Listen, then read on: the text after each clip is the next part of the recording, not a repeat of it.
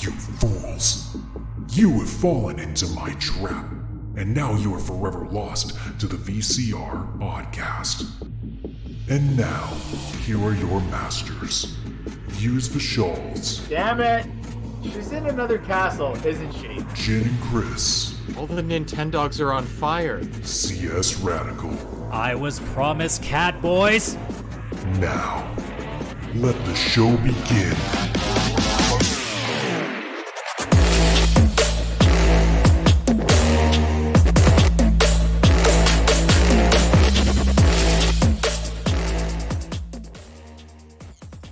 VCR Podcast, episode 74. Adam, aka CS Radical, here with you guys. Jin and Chris, Views for Shawls, here with me as well. How is everybody doing on the 1st May of this still pandemic year? Shit, and it never changed. Oh. No. Yeah, it's still a pandemic. I thought that was supposed to be over April 30th. Today is Revenge of the 5th. I was about to say, may the 5th be with everybody? I think that's the correct pronunciation of it, right? No, it's I'm Revenge pretty of sure the that's 5th. correct, right? No, today is when... May the 4th be with you, and today's Revenge of the 5th. No, today is when Spain or someone is celebrating Star Wars, and that's why it's called Cinco de Mayo. That's why it's Star Wars Day, the 5th. That's a Mexican thing. And to celebrate our non-Mexican heritage, I had some of this today. Oh boy, so this is going to be We're a bad not show. sponsored by them, I did not have it. Wait, hang on a sec. Come to think of it, do we ever have a good show? but I also did have tacos. Good question, necessary Adam. for today. That is a good Adam, question. did you have porn burrito today? What? No. It's Cinco de Mayo. You're supposed to have Mexican food today. I'm white, I don't care. Doesn't about Mexican food? Yeah, it's called like trying to not spend lots of money on food. Yes. Fair enough. But Saving money is, yes. I mean, look, Cinco de how Mayo else am I also going to during the pandemic is a lot less fun. How else am I going to afford Mass Effect? I mean, come on. Sorry, the burritos are going to have When's to that take out? a cut. Next week, next Friday.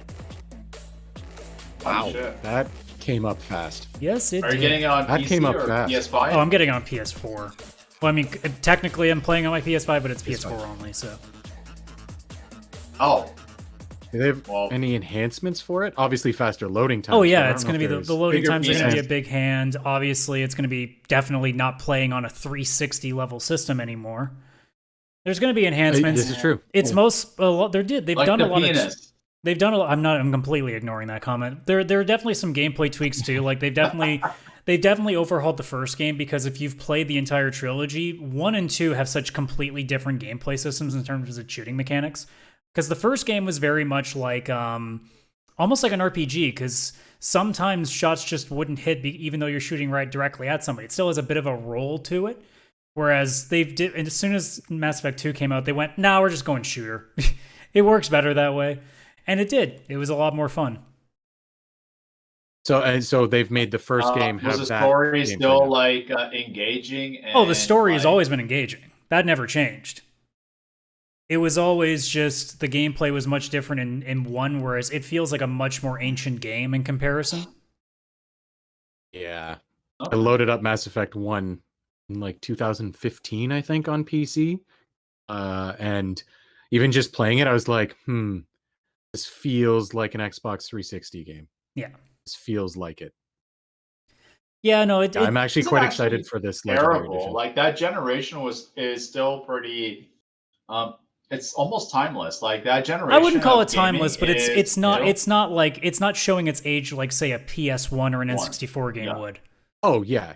Or But I mean, PS2 even graphically, early on. well, here's the difference, right? Because PS1 and N64 games, they're going to more graphically age, whereas 360 and PS3 games or PS2 games, same with Xbox games, it's more the gameplay that's going to Mechanical. definitely Yes, age. that's what I And that's felt, Mass yeah. Effect in a nutshell. Like the original game is a little archaic. I remember trying to play the trilogy several different times, and Mass Effect 1 is always a chore to get through. The story is amazing still, but the gameplay is such a chore, especially with the driving sequences in that game, because it's very clunky. Also, it's a very wide open map and there's not a lot there, so it's just a lot of driving over mountains and not much else. So it can be a little bit boring that way.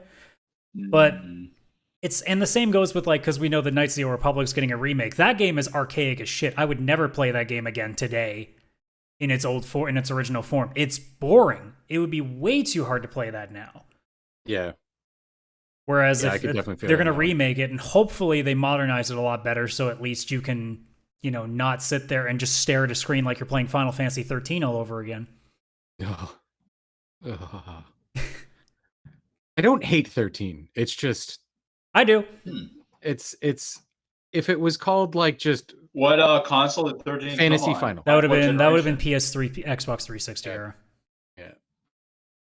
Yeah, it's just that was the fall of Final Fantasy. That's why. I still really like the music from that game. I'll still hold Final Fantasy 13 to Final that. Fantasy's never been music. bad at music. That's the thing. I'll never chastise them for their soundtrack, but I will chastise them for not being able to write a fucking story in the last 10 years, basically. If not more than that. I don't know what the I don't even know the story was. Final for Fantasy 7, the bombing mission and still more fighting themes, they're timeless. Oh yeah, fantastic. I mean, you can literally pull every Final Fantasy game, including the bad ones, and probably pick out a top 5 that are all really good tracks. Oh yeah. It's just the reality is Final Fantasy 13 is going to be known. Final Fantasy to actually. Final Fantasy 13 is going to be known for 2 things. One, it's going to be known for having a fighting system that is not a fighting system, because it's basically hit the button, the game does all the work for you, and then if you need to heal, hit that button. Yeah, it's more of a fighting management sim. Yeah, it really is like you're playing Final Fantasy Management Simulator. Yeah, because it's like, okay, change your rules to this because we need to heal. Game, Chris, is this the game where our friend he was trying to unlock everything, bought the guide, was unable to lock one trophy, even though he got the requirements and got so pissed off he just sold the game. I in his defense, so the story here is that he was playing Final Fantasy 13, going for every trophy. Final trophy was have in your inventory every item, accessory, and weapon available in the game. So it's a big ask to do this. And he was a trophy hunter like me. Went to go do it, got the final accessory or weapon, and the trophy never popped. Looked at it online, and there was some PS3 glitch where that trophy may or may not pop. And if it doesn't, the fix was to go do it all again. He read that, took the game, went to EB Games, traded it in for Assassin's Creed 2, and then platinumed that instead. But yeah, it'll be remembered for 2 things. One was its terrible system, and 2, the fact that it had, quite honestly, what fans will look at as the hottest character in Final Fantasy history, and got so well known that it actually got fucking real modeling jobs in the real world. Yeah. Was it for Gucci or something? Yeah. In like Europe? Gucci or Louis Vuitton. I think. Yeah, it was Louis Vuitton. I'm gonna go pull that up. But yeah, the main character Lightning legitimately got actual modeling gigs. A fake character. Yeah. Well, it's even so bizarre. The girl from the Final Fantasy movie, she got featured in Maxim that year. I remember that episode, that month's. I had a subscription. I remember that month. I mean, look, I don't blame people for thinking Lightning would have made a great model. She legitimately is one of the best designed female characters they've ever done in terms of like just looks. They did a fantastic job with that. I think 100%. That's also why a lot of people like her, even though she is a shell of a person. Yeah, she's empty inside. I like Lightning. I don't know who hurt you, but like, I'm sorry. It wasn't me. Not a great character, like personality-wise? Or her personality is, I hate everything. I'm a bitch. Yeah, she's stop mad. Crying. That's basically crying. her character. I mean, considering how many other... Oh. Yeah. Considering a lot of the other characters were whiny, like... Yeah, it's kids, also basically. worrying, too, when like the one guy that seems to like her is like half her age, so it's a little bit jarring. Yeah, fucking Hope. Anakin and Padme. Yeah, I try not to talk about that. Yeah, that's George Lucas. All right, episode 1. Let's fuck everyone up.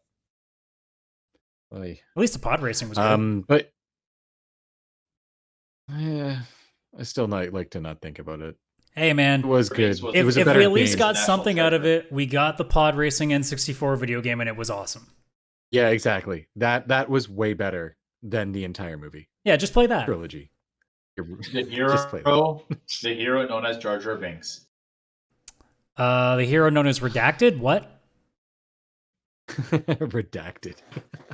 I like it. His name is Jar Jar Binks. I just want to play Pod Racer. No, his name is Redacted. Does not exist.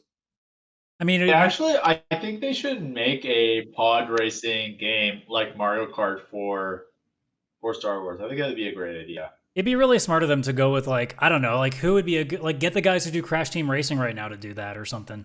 Do a new one?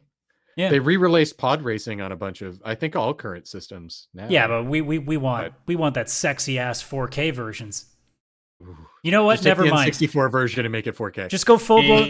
Let's go full blown dumb. 60 frames would look amazing in that. Let's go full blown dumb. Just have Gran Turismo do a pod racing game, even though it makes no sense. Just have Gran Turismo guys do it. Fucking. The first thing would be kids go to play it and there's a driving test. Wipeout. And everyone fails. Wipeout would be perfect. No. I'm trying to be funny. I don't care about smart. I want funny. I want Gran Turismo of all people to have to make that game. And it will go horrible. Pod racing with a Gran Turismo engine where it actually feels like a real car. And driving tests that make you fucking want to kill yourself. I mean, realistically, you would want the Burnout guys to do it. Realistically speaking. Burnout would be good. Wipeout would be good. The team that made F-Zero X. I think the best would be, like, legitimately the best would be the guys who made Wipeout. That would honestly be the best option if you want a real game.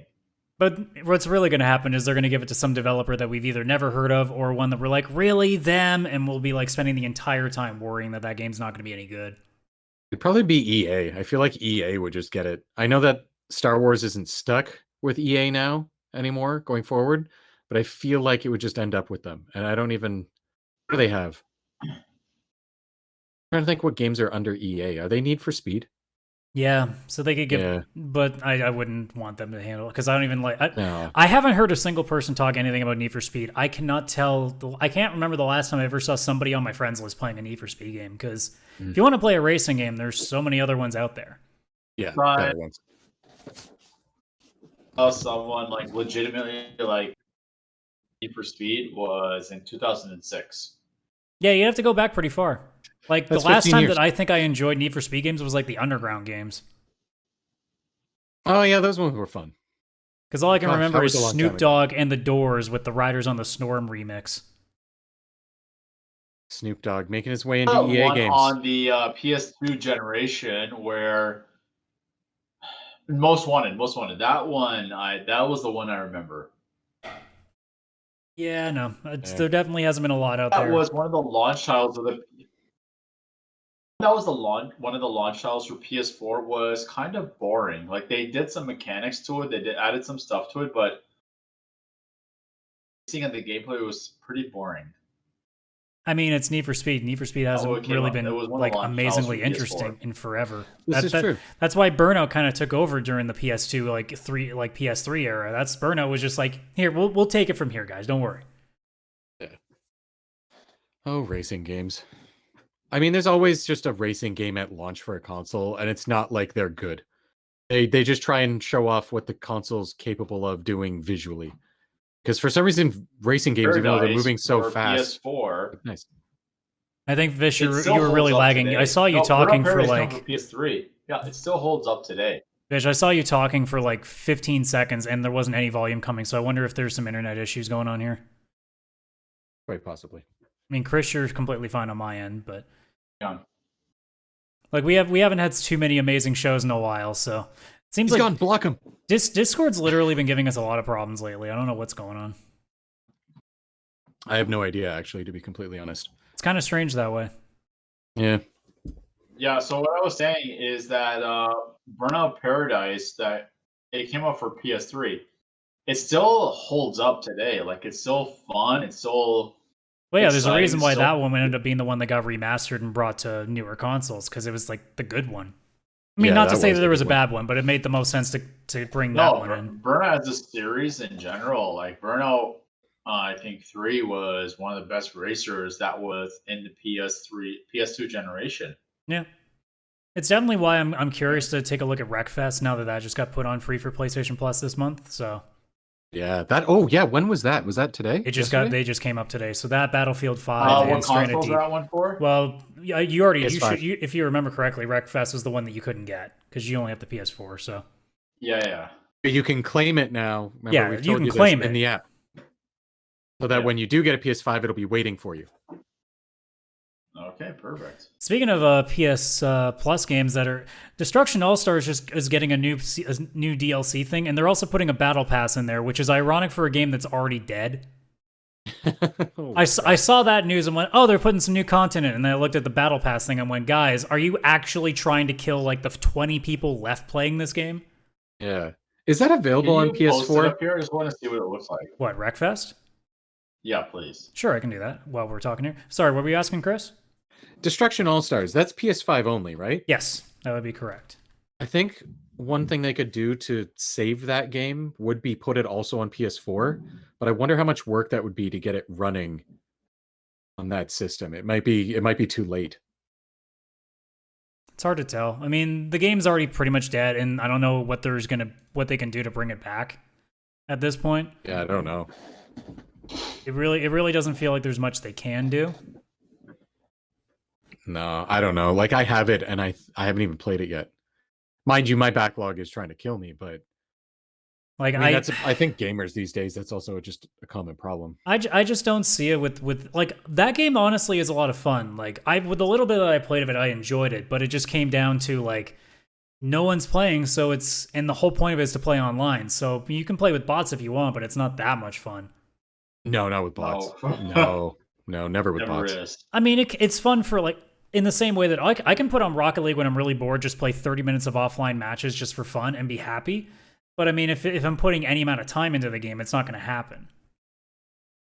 You know, it'd be a battle royale that PlayStation could just do, and it wouldn't die very quick because everybody would want to play it. And this is something we maybe even talked about on the podcast before, but imagine a Twisted Metal, like 60 to 99. I think that's what a lot of playing. people were thinking after Destruction All Stars kind of failed. They went, man, like this is like most people will tell you the same thing. It was fun for the time they played it, but it just didn't have staying power. So a lot of people just said the same thing. We're really like this in the Twisted Metal form could be amazing. Yeah, like frig, the fact that there's Tetris 99 and now Pac-Man 99 on Switch, and they're as fun as they are. Like the battle royale thing actually does work and can be done in a way that isn't just Fortnite. Like you can Does this do game have battle weapons royales in with the a game, or huge is it just purely Destruction Derby? What, you're talking the game on the screen? No, it's just random. Yeah. It's just normal. There's nothing crazy it's about just it. Destruction Derby. I'm trying to think, what was the game that they made? Oh, Flat Out. And Flat Out was all about just like car destruction. Like you would do like stunts and shit, and just like the gimmick for that. Wanted to say Gambit. The gimmick for it was basically just absolute destruction in terms of its graphics. Like it would just show the car being mangled to shit, which you can see on the screen too. So Yeah, this Like game does look pretty. A few years back, I went to one local fair, and they had a Destruction Derby. It was fun as shit to watch. yeah, where I grew up as a kid, that was every year for me. Every fall, it was always a Destruction Derby was the big thing that Saturday night, and every year we go down as a kid, I'd be like, this is fucking the best thing ever. Yeah, those are fun. I friggin' love It was those. fun as shit to watch, and like it's like this is stuff that's still fun, but after a while, it's like I literally saw one car. Like it was driving on two front wheels, like legitimately, like that's all that was left of it was two front wheels. But it lasted a long time, and I'm like, bro, I really hope you win. Like you're doing amazing for like literally 50% of your vehicle left. Yeah, like that was It's a big just- thing it's as a just kid. Like fun. the Derby was a big thing. There was also a local racetrack that I would go to maybe like once a month on the weekend, and it'd just be racing, just be like 3-4 hours just straight of just stock car racing, like of all these different kinds of cars. I can't remember what they were all named, but there were different types that they would do, going different speeds, or there'd be one race where it's 12, but then you'd have one where the cars are smaller, so they could put like 20 something on there. And it was loud as shit. That probably explains why my hearing's fucked in the one ear. But among other dumb shit that I've done over the course of my life, I should say. But like, that's a lot of things. Like, I'm surprised that growing up that I didn't become like the classic NASCAR like racing fan, because car racing was like a big part of my childhood, but I think I just kind of grew out of it when I realized, oh, you know what's really fun? Doing more than one turn. Turning left. Yeah. It probably doesn't help too that I don't drink, so NASCAR seems like a very weird thing to like if you're sober. Like I can't lie. Like I don't get NASCAR at all. I don't get it. I don't. Besides being a person standing by like the finish line area, and when they go by, it's really fast and really loud. I get being the person standing there in that moment. But if I was watching that on TV, I would immediately I'd wonder who I am. Yeah, I don't get it. I'd go play Madden. That's how fucking confused I'd be. I understand, like, there's definitely a lot of love with golf, because golf is one of those sports that people really get into because it's a sport that anybody can play. And you all suck at it. Golf so it's, you all suck at it, yeah. Golf is also like a social experience as well. It's not but watching it on TV is the dullest shit because it's... Yeah. And the camera never finds the ball. Like, it's always like kind of looking. So I've never watched golf on TV, but I can kind of get the appeal for it because it's almost like baseball where it's anticipation. It's like someone hits the ball and you're like, where's it going? How far is it going? Like there's anticipation there. The problem so I kind of understand watching it. The problem is that unless you're watching the final day of a tournament, you're honestly watching like batting practice, if we're making the baseball comparison. Because, like, you hit a birdie on hole 3 in round 2, it probably won't mean that much until you get a sense of where everybody else is. Now, sure, there might be a couple of cool highlights, but most of the time you watch it, because I remember, because I used to watch a bunch as a kid, it's drive, air shot, ball lands on something, and you're like, ooh, next shot, same thing. And for most of the day, it's like 75% that, 20% people missing fucking easy putts, and then 5% actually making shots. So, I don't know. There's one really good use for golf, especially on a Sunday afternoon, like watching it on TV. Calming background noise for napping on the couch. That's what the fuck golf is for. And I'm sure that's why a lot of old folks like it too, because you can just put it on the background and just pass the fuck out. And just nod off. Yeah. Because those sounds like that. Like just I've played golf and it's fun. Like it's fun to play. It's just watching it is completely different. And I say that as somebody who likes baseball, but I can still watch baseball if I want to, and I won't be bored. Baseball has more movement, and I think it's the team aspect of baseball that is more visually appealing. Baseball's also somewhat exciting because at least one person on each team has personality. The most personality you get out of a golfer is the one time he does. That's the most you get out of a golfer usually. Well, that's one thing they say about Tiger Woods is that he's essentially a robot, and a lot of these guys, a lot of the golfers don't have personality. Well, you kind of have to be kind of robotic to play a game like that because it's all about precision. So you don't have time to be like. You're not everybody can be John Daly, where he'll literally talk about what he does before games. Where he's like, yeah, I'll come to the course like 20 minutes, hit a couple of shots, smoke 4 cigarettes, and drink 3 Diet Cokes, and then I'm good to go. Not everybody's John Daly. Like besides Happy Gilmore, the only other golfer I'm like, you're the man, was when Rory McIlroy came to Canada for that one tournament, had a Raptors jersey and said, Raptors tonight. And I'm like, so awesome. Basically, your two golfers. Well, yes, I am being 110% biased. Is a fictional golfer and a guy who actually wasn't really that personality-wise. He just did a homer thing, and you were like, yes. Yeah. So we've cracked the code. Golfers are boring. You were excited about him golfing because he wore a shirt from a different sport, which made you excited about a different sport that wasn't on TV. That's the thing. It's like with it's okay. So I'll say this whole thing about like what was learned about Obama as opposed to a lot of other presidents. When the Detroit Red Wings won the Stanley Cup one year, Bill Clinton said Steve Yzerman, and you ask anyone who's number 19 on the Detroit Red Wings, they'll say, "Oh, Steve Yzerman." Like everyone knows Steve Yzerman and can't pronounce his name. I don't know Steve Yzerman. What does this have to do with Rory McIlroy wearing a Raptors jersey? I'm already lost. So what? Okay, I'm getting to that. Where with Obama, when he introduced any team that won a championship that visited the White House, when it was normal to do that before Trump came in, he would know the players. He would know how to pronounce their names. He would know who they were. With Obama, he became relatable. He became like he was relatable to the people. That's what Rory did. That was different. He with the Raptors jersey, he became relatable to the people that were viewing him, the people that were watching him.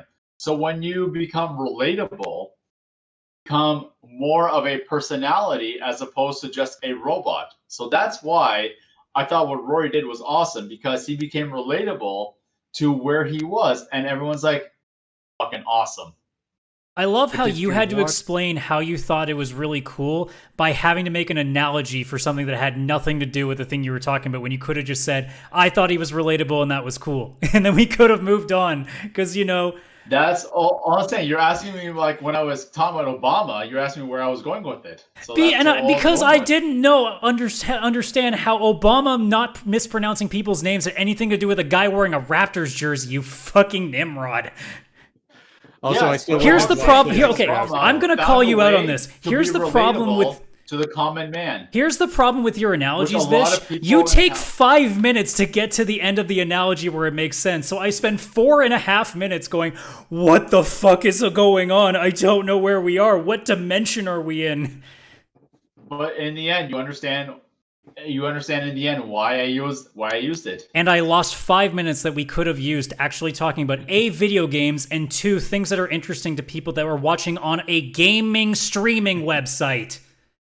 And I love how after the entire analogy, I still thought there's no way I'd watch 3 hours of that guy golf. That's the other thing too. I don't think any of us suddenly thought, you know what? I need to go watch the next golf tournament that's on TV today. This was the train of thoughts here. Golf is too boring to watch because it's long and boring. Vishal says, yeah, but this guy had a jersey on. Then we talk about Obama. Fucking Obama. It always comes back to fucking Obama. Thanks, Obama. Was still just too boring to watch. Would never even change the first point. So since we're on the topic of dictator leaders, because that's the best I can do for a segue at this point. Star Wars. That was a great way. Yeah, right from... Okay, cool. We're in Star Wars now. I did my best, okay? I tried really hard. You could have just said something like the Force was weak with that analogy. Speaking of the Force... At that point, I went, well, speaking of things that are black, Star Wars... And we're canceled. No, that's the one. That's the one you should have gone with. For sure. Damn it, I should have had a picture of Darth Vader ready. I'm actually crying.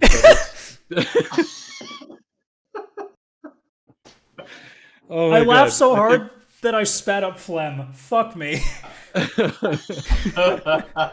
right, well, I'm going to get the Darth Vader shot up now while I have this in my head before it's too late. So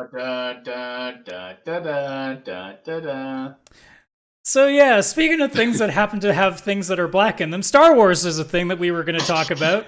Because, you know, it's not like yesterday was some special day that we kind of created artificially because, you know, we love really bad puns and memeing. So May the 4th kind of turned out nicely for us.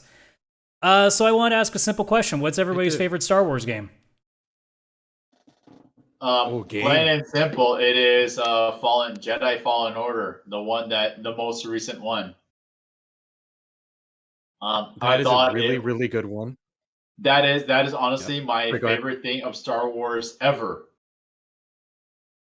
Like I know Adam, you didn't enjoy it as much as you wanted to. I thought it was a great game. I thought the gameplay was great. Again, I'm not big into Star Wars lore. I almost played it like I knew nothing about Star Wars. And it was literally, like you guys said, it was Uncharted mixed with Star Wars. And I thought it was awesome. I thought it was a great story. I thought it was a great game.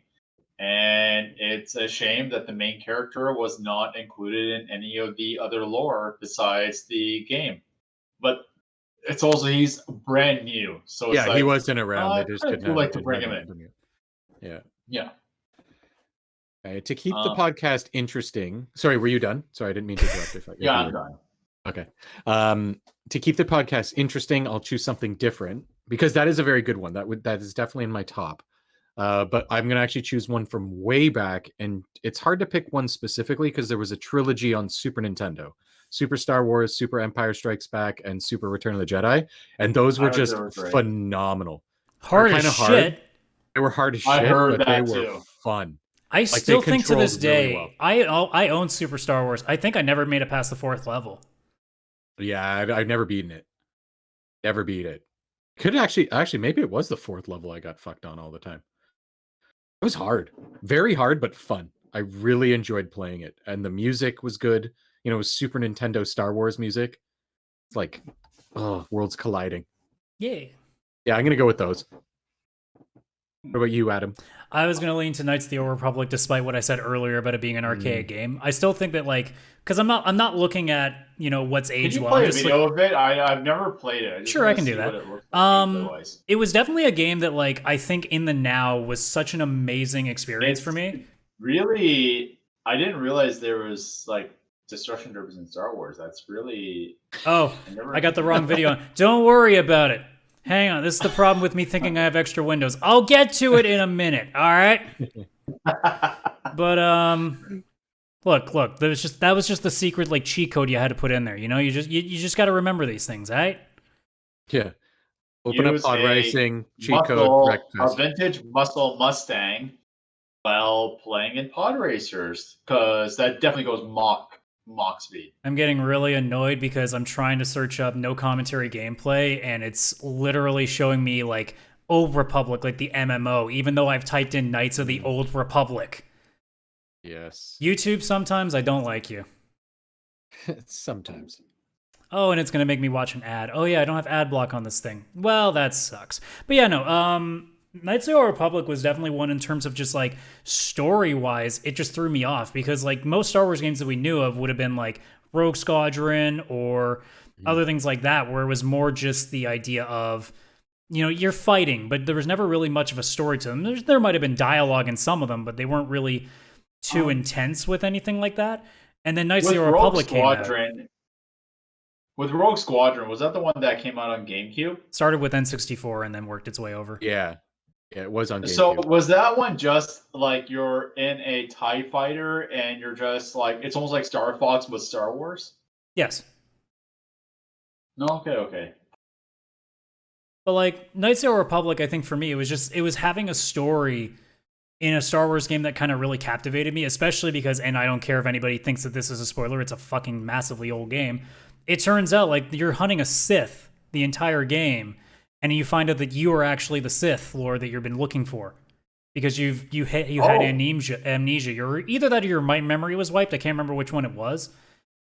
Which one was it? It might have been a memory wipe. Now that I think about it. Yeah, I think it might have been a memory. So yeah, I'm as I'm watching, the animations are pretty stiff. Well, yeah, it's I don't know how many years old this thing is. It's got to be like 20 years old. I think 2009 at the latest. Let's see, 2003. No, I think it was. Yeah, it was original. So it's almost 20 years old. Oh, yeah, original Xbox. Yeah, so it's definitely got some years on it, but at the time, like, that was pretty good, because that's like what a lot of PC games would have been doing too for its gameplay. Like, this is no different from like what Diablo and games of that ilk were. Fuck. Yeah, absolutely. So, and like I said, it was more the story. So like half the game was you like chasing this Sith Lord that you can hear is like as powerful as any you've ever seen, because this is way before the original movies. This is like way prequel. So yeah, it's like 1,000 years in the past. Yeah. So you're already chasing this already ridiculously powerful Jet or Sith Lord, but you're still waiting for what the next one is. And then the second half of the game comes, and you go, "Oh shit, it's me!" And now you spend the rest of the game deciding whether or not to stay on the light or go back to the dark side where the free cookies are. You know? Cookies. And it was really great at that time. Like, I could never play it now, but if you had me go back in time and erase my memory of 18 years of gameplay and play this again, I'd be like, this is fucking so sick. Yeah. That game was great. To be entirely honest, if we wiped your memory, I feel like it would be the same where you end up being the Sith Lord. I mean, I do have a lot of untapped evil intentions that I still have to go through after years and years of bullying. So, you know, You never know. I might be the one that goes. I might be the one that goes back in time into that elementary school where I was going, and I'm the one that breaks out the red lightsaber and be like, "All right, kids." Also, you have force. So, this took a very dark turn. You started it. Anakin killed the kids. It happened. It's canon now. Thanos did nothing wrong. Well, yes, he didn't. Other than the fact that he failed ultimately in his mission, so. Yeah, he did. But yeah, no, Knights of the Old He had a Republic. 5-year run of success. That's pretty good. I mean, beyond those three games that we mentioned, obviously, like the Rogue Squadrons were cool. The Battlefront, the original Battlefront games, I should be very careful about what I say. Yes. I never got to play with them, but I know the Jedi Outcast and Jedi Academy games were really good from what a lot of PC players have said. I have them on Steam. I got them for like 50 cents. I should play those someday. Not to mention Republic Commando, which I think is getting a re-release soon, if I'm not mistaken. Yeah. And as we mentioned, the Pod Racer games were apparently amazing as well. Shadow of the Empire. Shadow of the Empire on the N64 was decent. I think there was even a good Attack of the Clones or Revenge of the Sith. There was a really decent Star Wars game that was based on the prequel movies around the 360 era, I believe, that people lauded pretty nicely about. I'm going to ask you a difficult question. Uh-oh. What is your favorite Star Wars entity in general? Like what, just anything Star Wars related? Movie, TV show, video game, anything. The Star Wars Dance Dance Revolution Connect game. I was trying to think of a joke there, but I'm like, I couldn't bring myself to do it. If I'm being serious, probably Rogue One, which is funny because it's probably like the closest thing to not being Star Wars. Yeah, same here. It is a good movie. It's funny because that movie is just like, when you think about it, it's not necessary, like story-wise, explaining how Leia got the thing at the first or the fourth movie, but it was definitely a lot of fun. It was a good Star Wars. Because it gave me vibes of like what it gave me vibes of like Cap Winter Soldier in Star Wars form. I think that's why I really attached to it, because it had that same intensity. Because I mean, I'm not saying anything bad about the original trilogy, don't get me wrong. It's just, again, like, I guess it's coming from two different perspectives now. Like, I'm 33, I'm not a kid anymore watching the original Star Wars movies, so the same value isn't there. Like, I can still watch the original trilogy and be okay with it. But I think I'd be more geared to pop in Rogue One and see that again than I would be with 4, 5, and 6. Not to blast them. Yeah. I like 4, 5, and 6, it's hard because I want to say those, because without them, I don't have Star Wars. Like, even when I see newer stuff, I like when it connects more with that trilogy than anything else. But I would probably have to say my newest, most recent favorite Star Wars thing is The Mandalorian, hands down. Like, that show fucking blew me away. A lot of people are saying that's like there's a show and Star Wars. Well, there's also recency bias too, because when something's that good in the moment, you definitely put it higher than a lot of things. Because I mean, especially if you haven't watched some of the old properties in long enough, like you've had enough time to forget some stuff.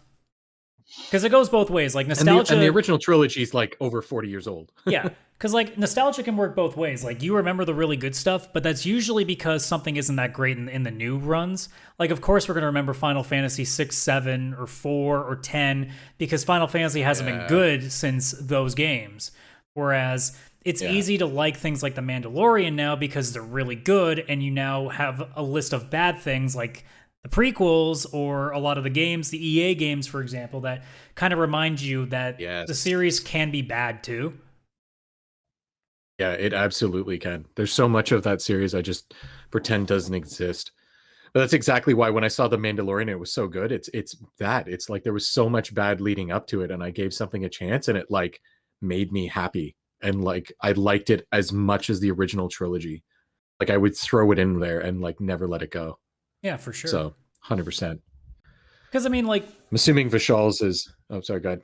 Oh, I'm like, it's so interesting too because like, and I've said this before on the show that like Star Wars has been this weird thing that's kind of phased out on me because I think like I'm not going like the gritty aspect. I think it's just some things kind of age so much that you're just kind of done with it. Like you've had your fill and you're good. Whereas like Star Trek is still that thing that I'm like really cool with. And I'm just sitting there being like, man, if they just made one really cool Star Trek game, that would be all it would take to kind of get me going deeper in. But like, Yeah, I'm that'd be not a in good game. the third-person shooter they tried to do was garbage, and then most of it otherwise has been like mobile games or Star Trek Online was. It wasn't my thing, so it really didn't make any sense. So like, if they just made one really good story game, yeah, I can hear you fine. Yeah.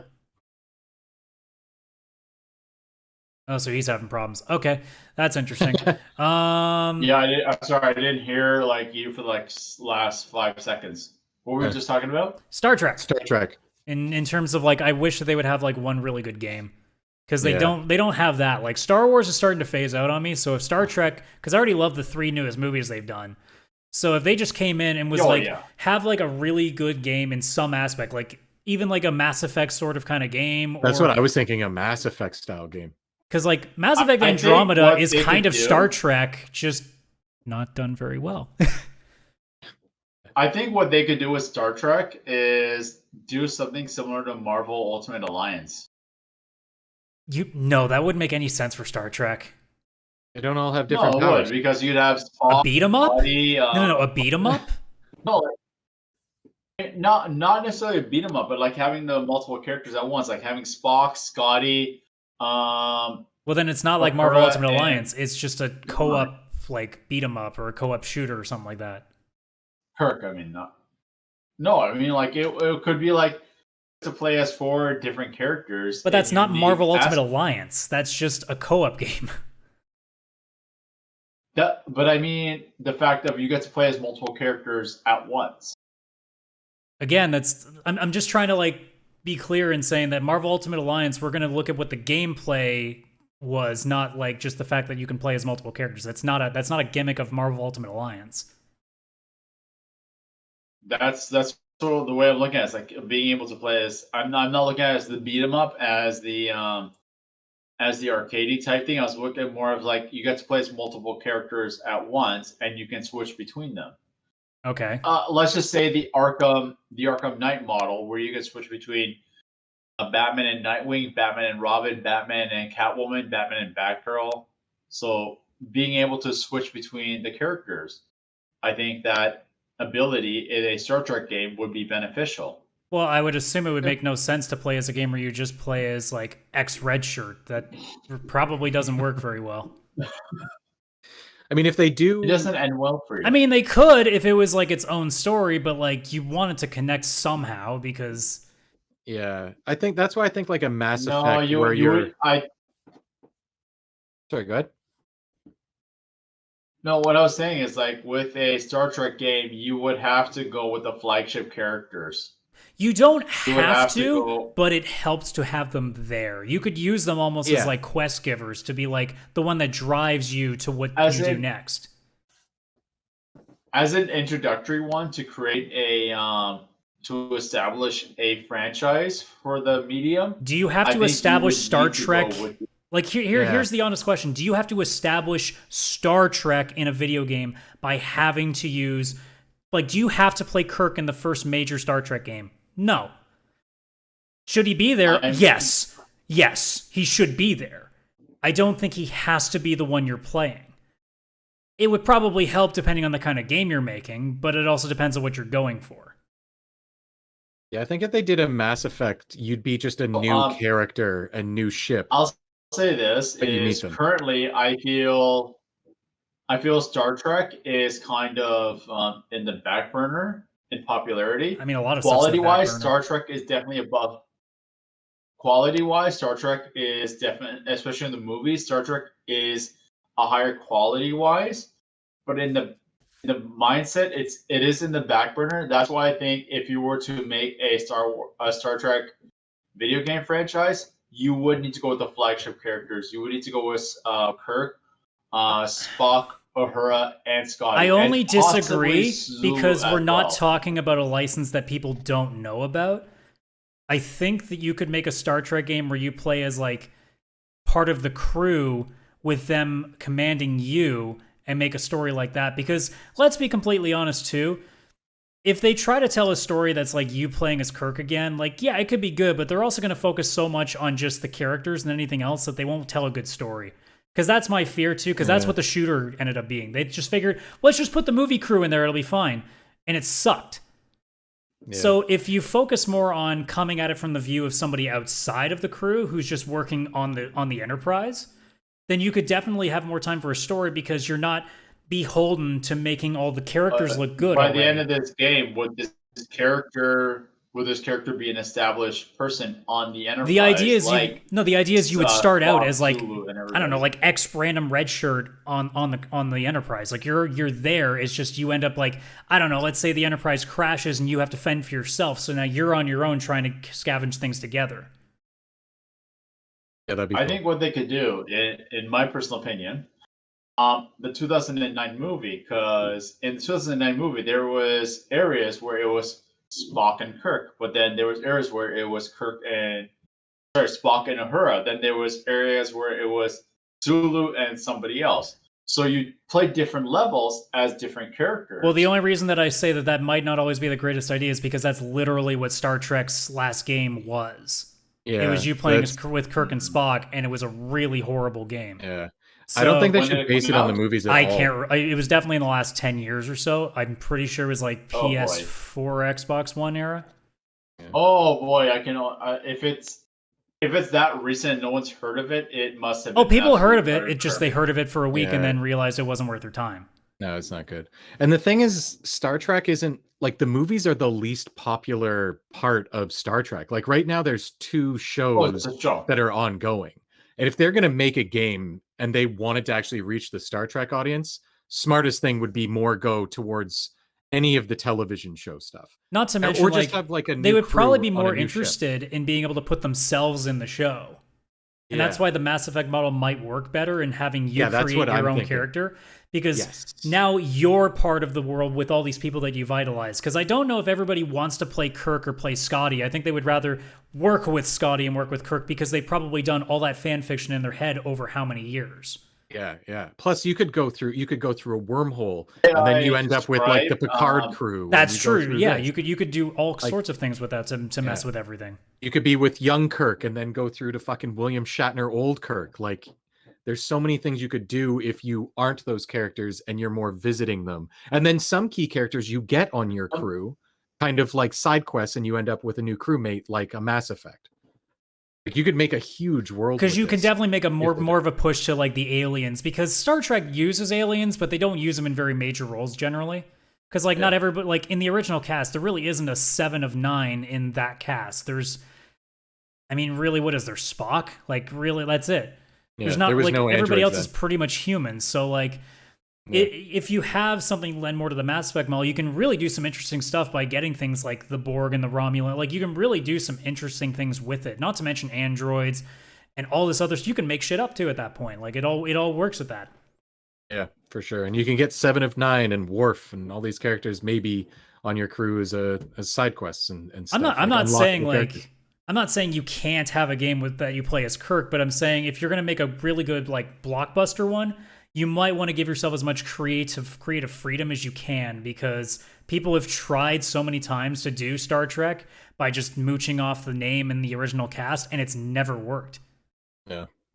You got to do your own thing. Probably. Also, it could be the fact of like the quality of the developer and the effort put into the. Oh, 100%. Well, yeah, but how many Star Wars games have been made by like no-name developers with low budgets back in the day, and there are a lot of legendary games that came out of it. So yeah, that's true. And then big budget people like EA. When people ask me what's the difference between Star Wars and Star Trek, I say Star Wars is one gigantic story with a bunch of people involved with it, where Star Trek is an ongoing journey, essentially no visible end to it. Also, Star Wars is definitely much more of a fantasy property, whereas Star Trek's much more grounded in politics and like real world situations. Real science. Yeah, 100%. So I think with Star Trek, it honestly could be a situation where it doesn't necessarily have to be a one story thing. It could be like a World of Warcraft or even a Dungeons and Dragons type of situation. Yeah, I mean that they've got Star Trek Online, so that already exists there. So that already exists. To have something like different, where like it's a Mass Effect game or something like they even have like the Star Trek VR thing where you can like have the where you can have like different people playing with you. You can be like crew members. Like there would definitely be something cool about like Bridge Crew or something like that. I think it was called. So there's definitely possibilities to it. I think with Star Trek though is their only limitation is that because it's basically humans with guns, there's only so much you can do. Whereas with Star Wars, you have a little more freedom because you have guns, you have lightsabers, you have ships.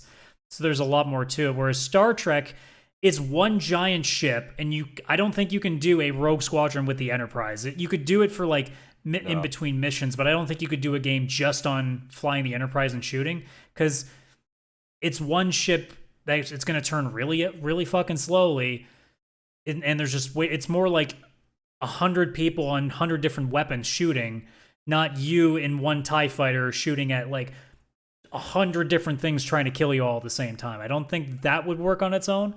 So you're almost kind of emboldened to the third-person shooter dynamic, I think. I think third-person Mass Effect. And unfortunately, they tried to do it once and it wasn't great, and that's where I think like they would really be better off to just stay like outside of the main cast and just keep them there in the background to kind of keep it seeming like it's Star Trek, but then trying to create your own story within it, because you can only retell the same story so many times where people go, yeah, we've heard this before, give me something different. A potential option, prequel. So and they've done that in the shows. So again, what I'm suggesting, which is just create your own thing. Yeah. Or have Chris Hemsworth being Spock's dad again. Sorry, Kirk's dad again. True. So not creative. Okay. So not creative. I'd play that though. This like a Mass Effect Star Trek. I'd play that. I mean, I'd like to play a good Mass Effect game again. So if that happens to be a Star Trek game, look, I won't complain. The caveat is that it has to be a good game, not a shit game. Yeah. 3 words for this idea. So. You might want to try that again instead of lagging out like you did there. What was the 3 words? Make it so. Nice. Picard. Cool. I'm gonna do my own Picard. I like the meme where he's like, yeah. I remember seeing that episode because I was watching Next Generation on Netflix, and I remember I got to the episode where he did that, and he's actually yelling at the screen at an alien. I'm like, that's the meme. Holy fuck! And I paused it, and I was like, this was it. This was the moment. You're like, I found it. I found it. Holy shit. So, there was this one thing, there's this one meme with Ariel. It was like, if I can't talk, how do I? And Ursula goes like, boobs. And I watched The Little Mermaid the other day. It's actually a pretty toxic movie when you watch it. And that scene came up where Ursula's like, and it's like, yep, I can see that. Where she's like, boobs. And yeah, I remember I was watching it because I haven't seen it in a long time, and I don't know. I was bored. I was like, I felt like having Disney night, and I'm like, it's actually a pretty toxic movie when you watch it. I mean, she gets her voice stolen. That's pretty toxic. No, it's not even just that. It's like, I love him. I'm like, I saw him for 5 seconds. I mean, it makes sense. She's 16. He's not wrong. Okay. If I'm 16 and I'm a chick and I see a dude for the first time and I finally get legs, I'd be like, holy fuck, I'm gonna sspread these. And then you're seeing a package for the first time. Like, that's attractive, man. And he's a prince? Fuck yeah. With the gold, like his fucking lock of hair he had too, Prince Eric. See, it's easy. Makes sense. Like as I'm watching it, the animation is beautiful. And Ursula is actually fucking terrifying. Like that part where she's crawling on the deck and like crawling to Ariel and Eric, I'm like, that's actually a very terrifying thing to see. I was just like, I was just watching for nostalgia reasons.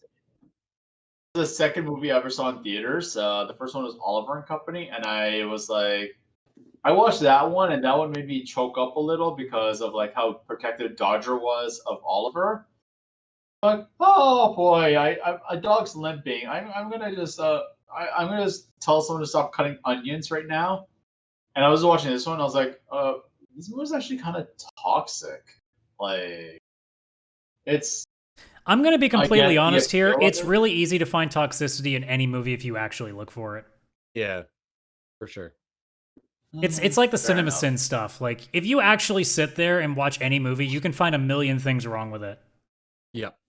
Like, for example, I watched Twister recently. What? Why? Because for some reason, Twister was stuck in my head, and I was like, you know what? I haven't seen this movie since I was like a kid. Let's watch it and actually, like, me and my girlfriend watched it, and I'm like, okay, I'm going to see how much I remember and then watch it again and be like, point every stupid thing that happens in that movie. And good lord, if I had my own CinemaSins channel, I could fucking spend an hour talking about everything stupid about that movie. I still love it. It's a fucking great movie. But God, are those characters stupid as shit. The way they save themselves in the end in that movie, fuck me. Like, see, here's the thing. It wasn't a bad idea in the sense of it would have kept them on the strap. But they would have had their legs completely destroyed by all the debris. At the the best case scenario for them is they have no lower half. So they're still dead. They're still dead everywhere. The worst case scenario is they last about 5 seconds because it's an F5 tornado and it would tear them apart because it's 300-mile-an-hour wind. Yeah. Oh, but they had a belt. You ever wonder if one of the cows going by saw them and was like, fuck. If only I had one of those. That was one of the things I remembered. There were a couple lines in that movie that I remember. It's just like, fuck, cow, that belt may have been made of you. Cow. Cow comes back. Another cow. One thing I think that was the same one. So one thing I was wondering about Twister, can you imagine if Twister was actually Sharknado back in the day? No, because I want to remember good movies, not shit movies. Those sharks would have suffocated. They need water to live. No, Sharknado, had it came out at the time Twister came out, would actually have been a massive blockbuster because we didn't know any better. It was such a stupid, but a movie with that budget, they never would have put that in theaters. That's why it became what it did. That movie never would have made it in theaters no matter what, because no one would have had the forbearance to go, that's going to be a blockbuster hit with people because it's fucking dumb as shit. Yeah. Fucking Piranha. Well, honestly, if it was released in the 90s around Twister time, I think it would have been a major blockbuster. No, it wouldn't have. That movie still would have failed. It's such a stupid idea. We didn't know any better. So are you trying to say that the 90s was just stupid movies? Was that what you're trying to say? Like the 90s movies, they put so much thought into them. Vish, you think just the 90s have stupid movies? No. What decade was Sharknado released in? I'm saying that the 90s would have been the time that Sharknado would have been released in theaters. No, it wouldn't have. Do you not understand, as the social media guy, why Sharknado actually got any popularity? If Sharknado was released in the 90s, 5 theaters carry it, no one gives a shit, and no one talks about it. Whereas all it took was one decently publicized person on Twitter to go, have you seen this dumb as fuck movie? And everybody goes, I gotta see the dumb as fuck movie. Yeah. Roger Ebert was not going to do a review of Sharknado in the middle of the New York Times. No. Because all the big blockbusters in the 90s, too. If it was ever going to be released in theaters, the 90s would have been the perfect time. It would have failed, and I'm not even joking with you. It would have failed. It would have made no progress. It would have been a parody movie. Disaster movies in the 90s. That has nothing to do with it. Sharknado's there was Dante's Peak. There was Twister. Yeah, but those are based on real those at least were real. They were action, Sharknado is not it's a parody of things. It's like Spaceballs is a cult classic because no one really gave that much to Spaceballs, even though it's great. Parodies, generally speaking, unless you're like the scary movies, didn't do well in theaters. They never do. They're cult classics and nothing more. Sharknado was a cult classic that got a lot of money because literally the internet made it famous.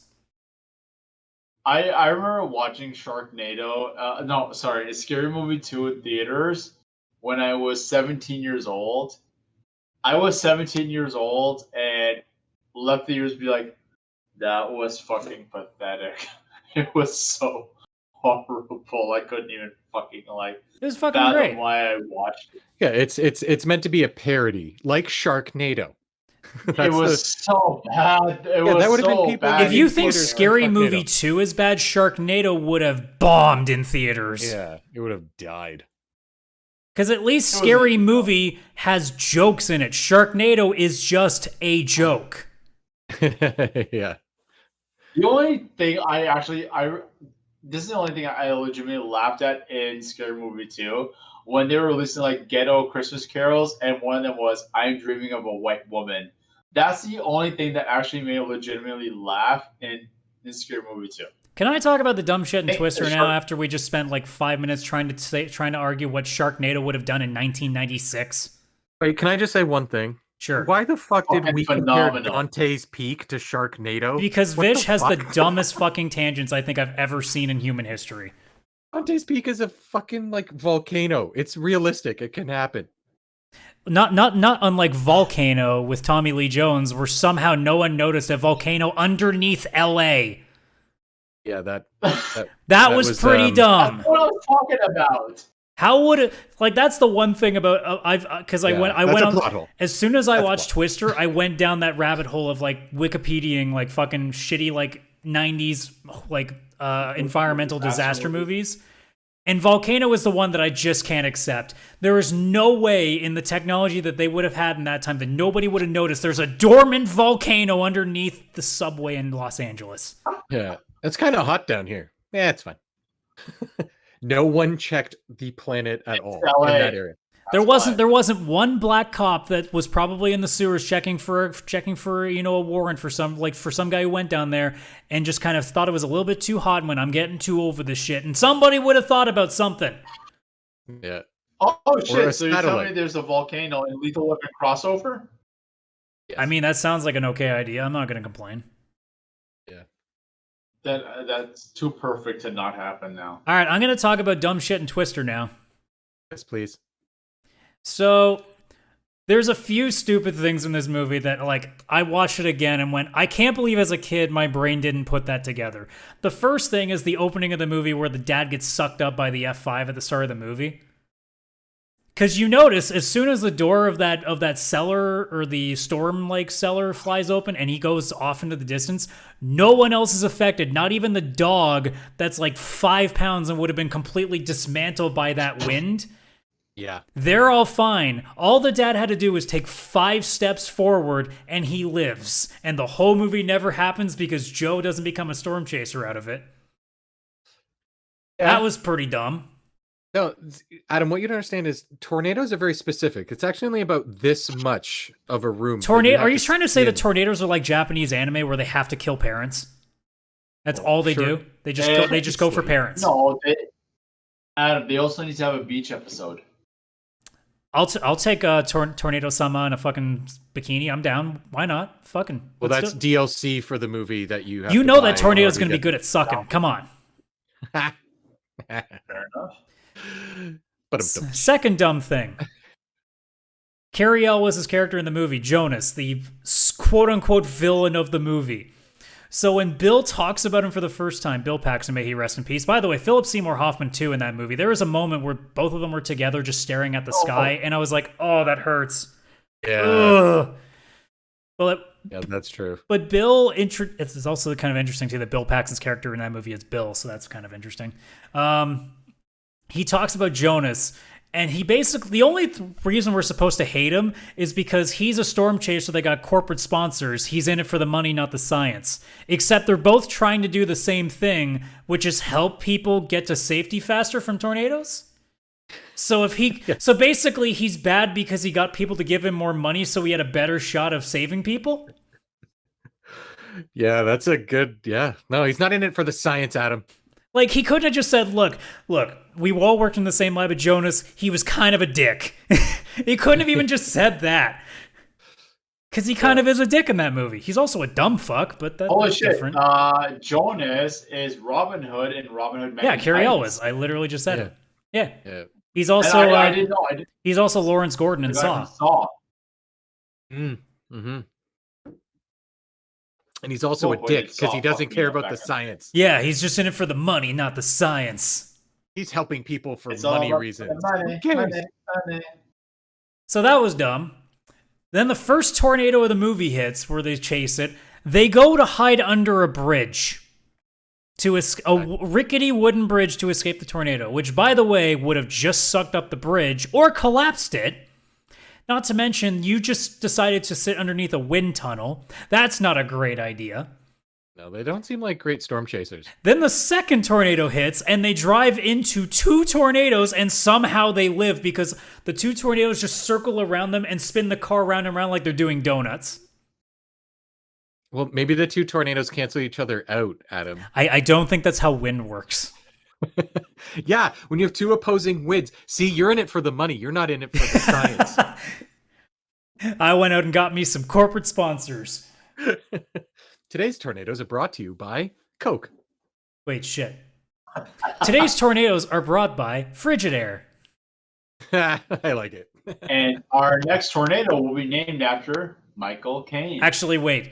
This tornado has been brought to you by Manscaped. If you're looking to trim that down, walk in front of a tornado and let the wind do it for you. And me, because you probably just shit your pants.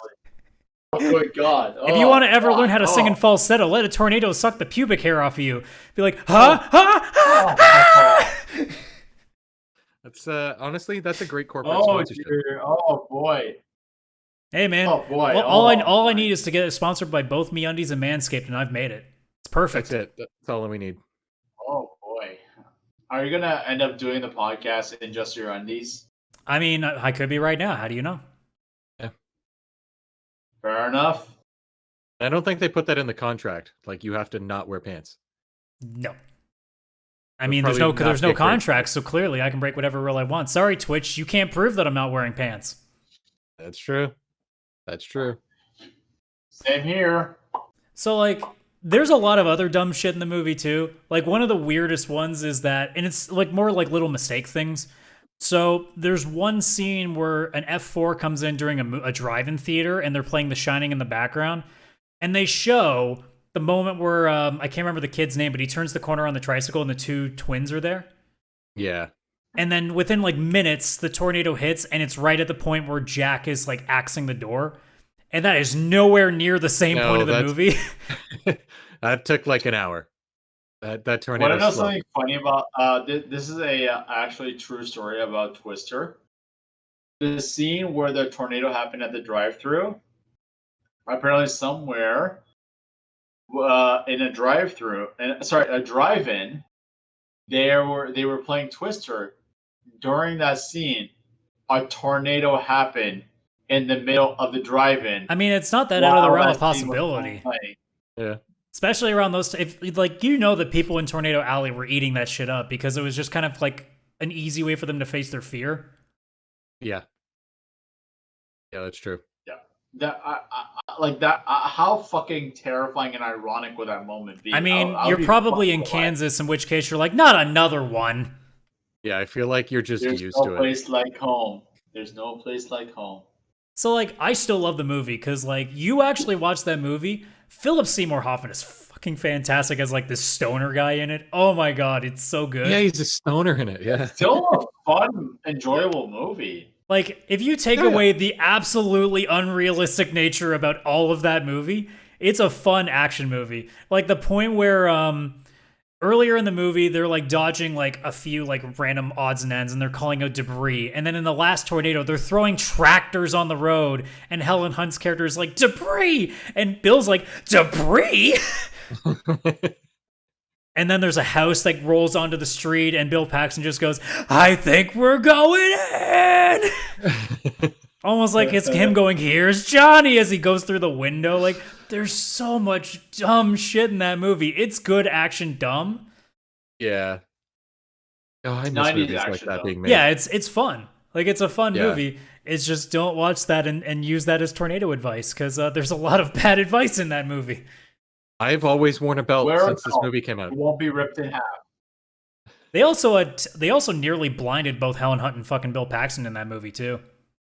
Like in real life? Yeah, in real life. Oh. So apparently, because the lights they were using, because they obviously couldn't shoot during cloudy weather all the time as they would need to for a movie like that. So a lot of the time it was done during the daytime, and to offset the sun, they would have these really bright lights to kind of give the fog effect that would make it seem like it's always like dark out. Yeah. So, unfortunately, what would happen is since they're spending so much of it either in cars or in front of cars, the reflections of the light would just fuck them up in the eyes to the point that like they were getting sick and temporary blindness out of it. So they had to wear special glasses for a little while off the set to just kind of like be able to see properly for a bit. Jeez. That 90s is movie terrible. magic, eh? Yeah. Holy shit. But I would suggest anybody, if you've never seen Twister before, go and watch it because it's certainly 10 times better than Into the Storm, which is one of the most garbage environment movies ever. I forgot about that one. Oh. That movie literally spent 99.9% of its budget on the CG and nothing else. Yeah, nobody even wrote it. It just dropped real people near there. Yeah, they just kind of they just kind of reacted on the green screen, being like, "I don't know what's happening, but ah." It's like Whose Line Is It Anyways, where they have to stand in front of the green screen, but they don't know what's behind them and they have to react. Those are always great. That was that movie. That's just what that movie is. Every time, like if you ever want to ever go on a YouTube tangent, just Google Whose Line Is It Anyway and just go down the pipeline. Yeah. Not too long ago, because of course I felt like being sad, somebody posted the clip of Robin Williams on the one episode that he was there. And God, that was a funny episode. Yeah, he was good. Oh. Like, the scenes from Ahead is always like the quintessential thing for that show. And of course, one of them was what Robin Williams is thinking right now. And Robin immediately, without question, goes up and goes, "I got a career. What the hell am I doing here?" Oh, fuck. That guy could just think like that. The thing is, he was actually a major gamer in his life. Like, his daughter is named Zelda after Legend of Zelda. I mean, shit. Where do you think? Like, he's got to have something else to do in his off time when he's not out there like having 59 different personalities all at the same time. True. Yeah. True. Like, he was seriously like he was a fucking gem of a human being. No, I'm not even just saying that. Absolutely. It's just like, yeah, he was. It's just when he died, like it was fucking soul crushing, and yeah, he's the reason Christopher Reeves never killed himself. Christopher Reeves said like he was the one who actually stopped him from actually ending his life. I did not know that. I did not know that. They were roommates in Juilliard and remained like close friends their entire lives. You always see that in any entertainment industry. You always hear like everybody will say, "Oh, this guy was a good guy," but then if you actually talk to that guy, like you'll hear that like they didn't keep a lot of company, and whoever they did keep were like super super close. Because I mean, in a lot of these industries too, how many people can you actually trust? Oh yeah, like it's because unfortunately the problem is the people you know in the industry are your competition. It's not even necessarily that. It's just like there's so much backstabbing in the entertainment business. Yeah, that's what it is. So I'll tell you one story. Matthew Perry, when he got the line of Chandler, when he got the role of Chandler, he knew all the lines that he had to audition for because he was helping a friend audition for the role of Chandler. And behind his back, he went on audition for the same role and got the role. And a lot of people will probably be like, "What a douchebag." It's like, no, man, go make your money. Yeah. Yeah. It's like, also, how many people do you think auditioned for it? Like, it's just by chance that you're going to get the role. Oh, tons of people probably auditioned for it. And everyone says, like by all means, like Matthew Perry, Chandler's wit was like a level above anybody's. So he deserved that role. Don't get me wrong. But you don't know what it would have been like if somebody else took the role. It could have actually been better, and we don't know. But that's the thing. It's all true. It's all completely meaningless because you're never going to know the answer to that question. Like, sure, we're all probably sitting there being like, "Man, this movie sucked. I wonder if it could have been better if like Ryan Reynolds took that spot instead." And who cares? It's too late to find out. Okay, for one thing, if Ryan Reynolds took any role instead of anybody, it would have been 20,000 times better. That's just Ryan Reynolds. I don't ever want to say that out loud because Green Lantern exists. That's true. That's true. And also, Ryan Reynolds was busy. He was doing Two Guys, a Girl, and a Pizza Place. Like, how many guys can you think of that are like quintessential actors, and then you look at their list of movies and see how many dog shit films they're in? True. Robert Downey Jr. You don't even have to name people. Just anybody that you like. Look at their IMDb page. Like, take your favorite actor one day and go and look. And if you've never heard of the film before, watch it and see if you like it. You'll find a lot of garbage films that they do. Yeah. Yeah. No, it's true. Everyone has a dark spot on their resume. It's just what you remember is like a stretch of movies that they're really good in. That's why a lot of people right now are high on Ryan Reynolds, but they also forget that he's been in some stinkers too. Oh yeah. Yeah. No, it's like Michael B. Let's say right now Michael B. Jordan's like hot shit right now. Is he? Is he though? Yeah, he is. Yeah, I'd say so. Well, I mean, like in Yeah. what's In the what's Creed been the big movies. ones? Killmonger. Yeah. Creed. Creed for sure. The Creed. A few other ones that Trilogy. are coming or have come out. Maybe some artsy ones. Well, it sounds like he broke that trend with the new Amazon movie he's in. Yeah, I know. It's not great. I watched it. It's not great. It's Like, I'm not saying It Michael was- B. it was Jordan more isn't a good actor. I'm just saying like he's not at the level that like say a Ryan Reynolds is right now, where I can't think of bad movies he's been in recently. Where like my brain just Hugh immediately goes, Jackman, Fantastic Four exists. Yeah. let's go with Hugh Jackman. Something bad. He was in The Greatest Showman, but I know a lot of people really like that. Yeah, Hugh Jackman is actually a very talented actor. Oh yeah, he was in Les Mis. He's able to sing. He's able to. Yeah, which he got nominated for. Yeah. Oh, I know a bad movie he's in. Australia. You mean himself? Yeah, and there's another one called, I believe it's called Movie 42. And apparently that is as an absolute fucking dumpster fire. Well, I mean, there is no actor. Apparently, technically, has he's in New Mutants because he's in perfect archive footage. Oh. So technically, we found a bad X-Men movie that he's in. I figured a way out. A bad X-Men movie. The one he starred in, X-Men Origins Wolverine. That's a bad movie. It's past 10 Oh, years. God, It doesn't yeah. count on the streak anymore. It doesn't count. Oh, on a streak. Okay, on a streak of bad movies. Yes. Like I know people say Apocalypse is bad. Apocalypse was just okay. Like I'm not gonna say it wasn't bad. It wasn't horrible. Okay. It was okay. Like it was I'd have to see it but the closest one I think of like a movie that probably might not be any good is Night of the Museum: Secret of the Tomb, because apparently he's King Arthur in that movie. What? Yes. I haven't I seen don't know how that. that Frank. After that, I'd have to go back to in terms of movies I know, I'd have to go back to Real Steel, and Real Steel is still okay.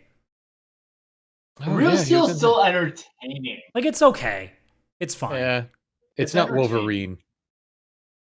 But like most of the stuff that I see, like in terms of movies, like the ones that I know of, they're almost all good actually. Yeah. Like damn, The Prestige is still one of my favorite movies. Oh yeah, holy fuck. Let's go the opposite route. Michael Fassbender. He's got a good track record most of the time, but I think he's had a few dumpster fires as well. Michael Fassbender. Let's see. I mean, 'cause the Assassin's Creed movie wasn't great. I haven't seen a lot of things with him that I haven't. Yeah, Assassin's Creed would be immediate now that I think about it. Yeah. I own that movie because I'm a huge Assassin's Creed fan. I like some of the lore it adds, but I mean, nah. Overall, it's a dumpster fire. Yeah, like they could have done so much better. They had Jeremy Irons as the bad guy and Michael Fassbender as the good guy. Like, how do you fuck that up? You've already got the talent. Like the reason I always go to Ryan Reynolds is because he made a Pokemon movie actually really good, which none of us thought was going to be like possible. Well, there, like he said, there is enough dialogue to make an R-rated Detective Pikachu. Would the Snyder Cut release a fucking R-rated Detective Pikachu? I've heard things too that they've like poured cold water on there being another movie after it, which is kind of sad. Yes, yeah, they've poured. Yeah, Justice Smith came out and said it's not happening. I mean, what would you do? How would you make? If they make a new Pokemon live action, I'm okay with that. It doesn't have to be Detective Pikachu. So unfortunately for Ryan Reynolds, until you get to like Deadpool, it's pretty rough actually. It is. Oh yeah, there like 2000s. There's was Blade not Trinity, which no, that's too far back. I'm talking like No. still in 2010s. Like there's Green Lantern and there's R.I.P.D., which was fucking bad. Oh yeah. Oh, I heard it's horrendous. The only thing worse than that movie, I think, is the game based on that movie. He was also in A Million Ways to Die in the West, which I've heard nothing but bad things about. I don't even know that one. I've heard the name, but that was the Seth MacFarlane like weird thing. Oh, got Liam Neeson in that fucking movie. I heard that thing was. And I think Charlize Theron. That's not his movie. That is more Seth MacFarlane. He's still in the movie. Yeah, he's in it. Is he a cameo though, or is he like? It just says he's Cal. Oh, he must. It's an uncredited cameo, so I guess he's not really there. Okay, so never mind. Really ignore that one.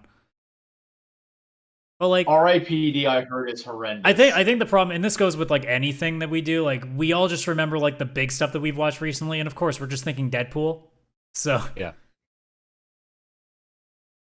No, it's like everyone has a blemish on their resume. We all do, plain and simple. Career-wise, I've had some blemishes on my resume that weren't great. Like your acting career? All had that. Yeah, I would say so. It's called every episode of the VCR podcast. Exactly. To which I'd ask the question, where's the good stuff on your resume in terms of your acting career? Because I haven't seen it. Wait a minute, I have a career. Why am I here?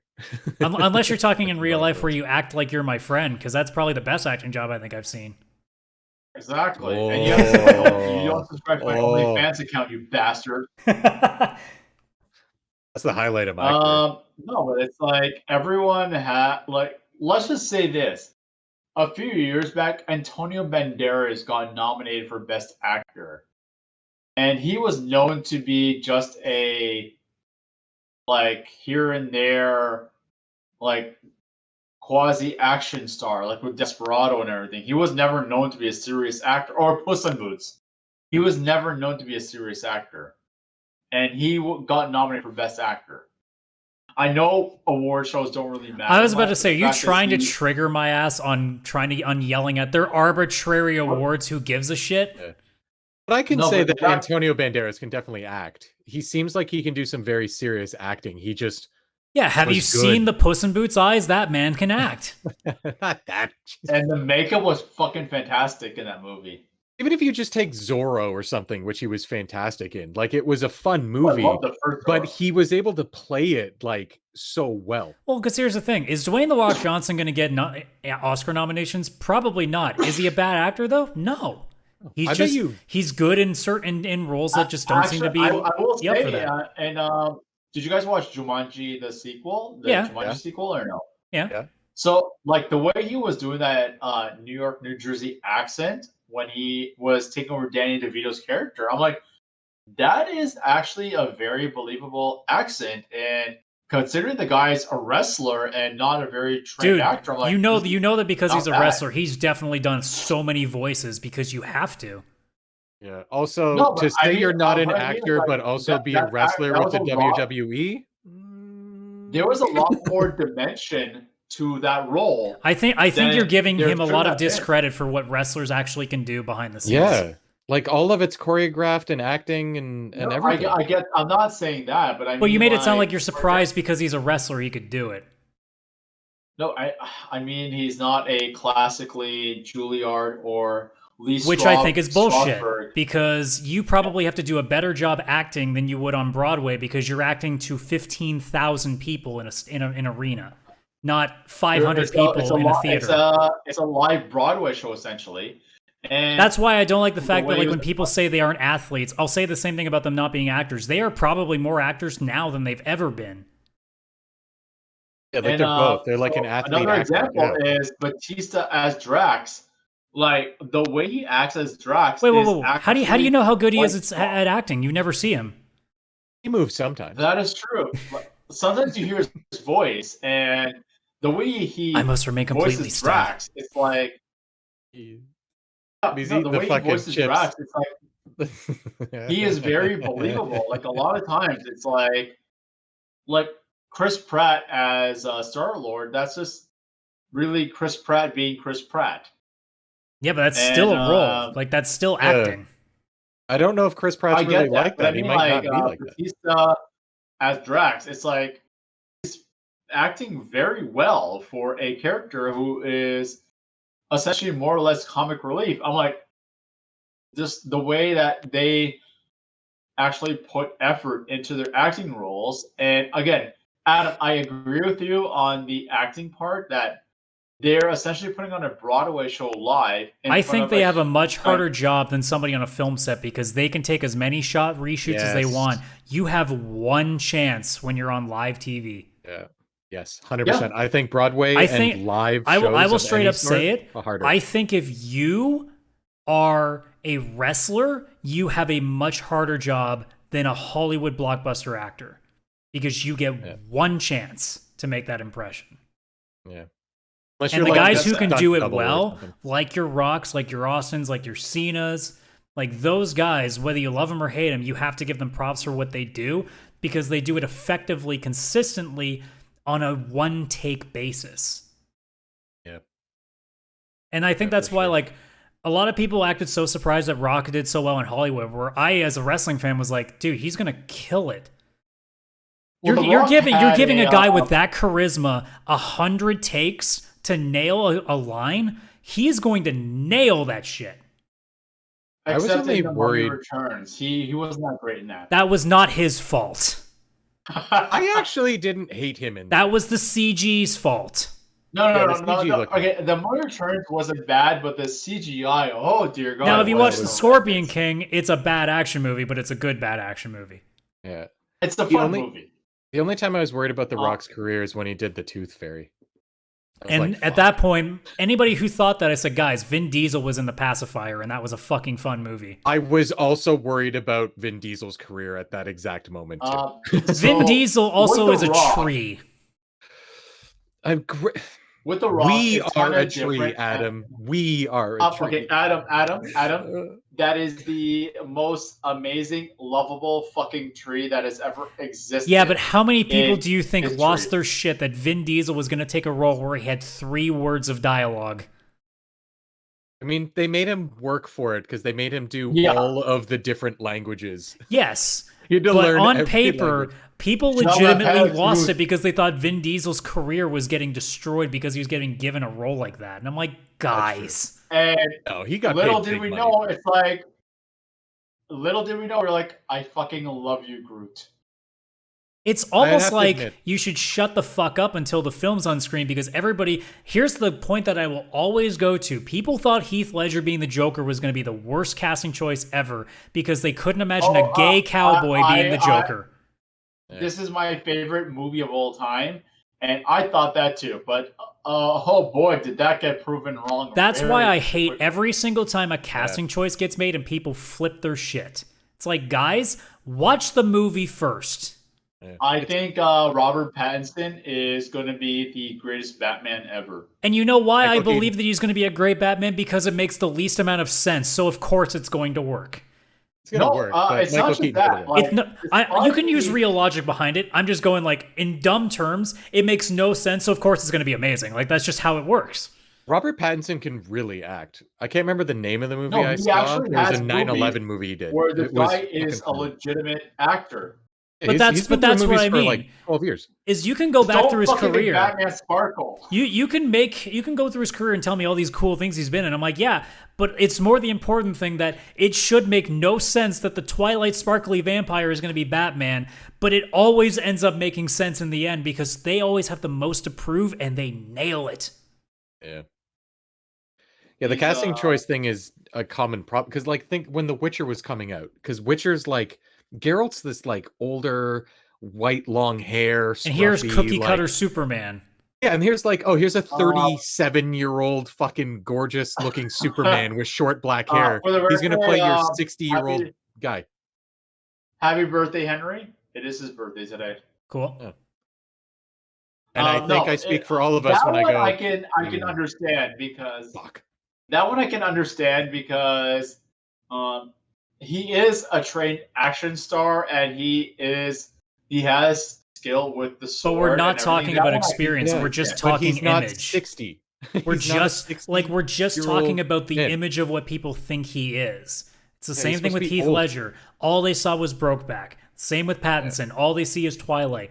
Same with Henry Cavill. We see Superman. We don't think gritty, like grizzled old, like wolf hunter with a sword. Like it's just that's how people lean. Vish, don't act like you don't know that. Like that's literally the internet. The other two, I completely agree with Henry. going from Superman to Geralt, I would say that that's definitely a hard match because Superman is the most basic, boring, goody two shoes fucking bullshit, and Geralt is the polar opposite. Yeah, Geralt's like they old. made his like Superman 60. different though from other ones. It's not the point, Vish. You know what Superman the character is, and you know he's nowhere near close to what Geralt is. Yeah, he's like nice and all that shit, and he's not 60. Probably gonna. I've only seen one episode of The Witcher. I need to watch it all before the. Okay, well, I can tell you with the utmost of confidence, Geralt is nothing close to Superman. Yeah, in terms of personality, it's nothing close. What I mean is, Henry does actually have a wide range in acting ability. So did Heath Ledger, and so did Pattinson. That's not the point we're making. All we're saying is that when you take a character who is synonymous with one kind of character at that time, you can't imagine the polar opposite. You can't imagine a gay cowboy as a cerebral, psychotic murderer. You also can't imagine a sparkly piece of shit, dumb fuck emo vampire being, well, actually, you know what? Batman might actually be suited for an emo vampire now that I think about it. He is good at brooding. Shit. Yeah, he's totally that. No, I will say this. I agree with you on those two. With Henry, I thought this well, was I don't feel like you get to make that comparison then if you just said yourself you haven't really watched Witcher, so you don't really know the license. Also, have you played the games or read the books? I get what you're saying, but I think character-wise, I think this is a But you're listening to me saying grizzled guy and just thinking, well, Henry's played that. That's not what we said. Vishal, have you read the Witcher books or played the games? I probably will not read the books. I don't really read nonfiction. The answer is no. Let me just sum it up for him. The answer is no.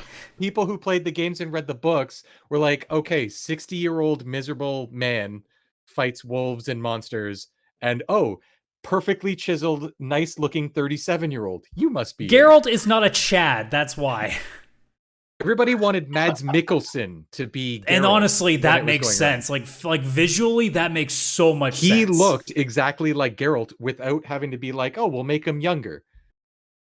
But don't get me wrong, Henry ended up blowing me away with how awesome he did, but they made it. But that's usually the case, is that's why they all match. It's because when we all saw the casting, it made no sense to us, and then it ended up being amazing. That's the point we're making.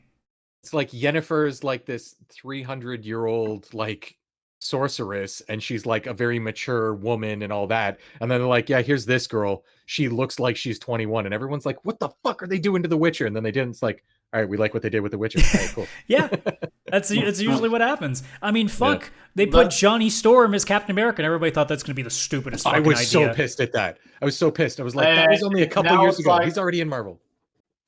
And now it's like, you know what? Until Sam took the mantle, # spoiler alert. I don't think it's a spoiler. He literally gets the shield. Yeah, I know. Now it's like until that happens, like there's a me. It's like there's going to be a day where Chris Evans is no longer Captain America, and I'm not prepared for that. And even after it happened in Endgame, you're like, no, you're still Cap. You're still Cap. You're just old Cap. Please be. And Cap now here we are at the end of Falcon and Winter Soldier, being like, change your costume. Yeah, pretty much. Right. It's like, look, I want to love you, but you look like Frozone. You guys want to know the plot of? He does. Holy fuck! Now you can't unsee it, can you? Now wait. Oh my god. Nick Fury is Frozen. Now we need a scene where we need a scene where Sam and Bucky are together, and he's trying and something happens, and he has to yell at Bucky, "Where is my super suit?" You guys want to know the plot for Captain America? Wait, shit, no. He has to yell at Nick Fury when he gets his new suit. Yes. Where's my super suit, motherfucker? No. He has to yell at Nick Fury. No, right now. Yeah. Nick Fury would be like, motherfucker, and just walks off. You guys want to know the plot to Captain America 4? All right.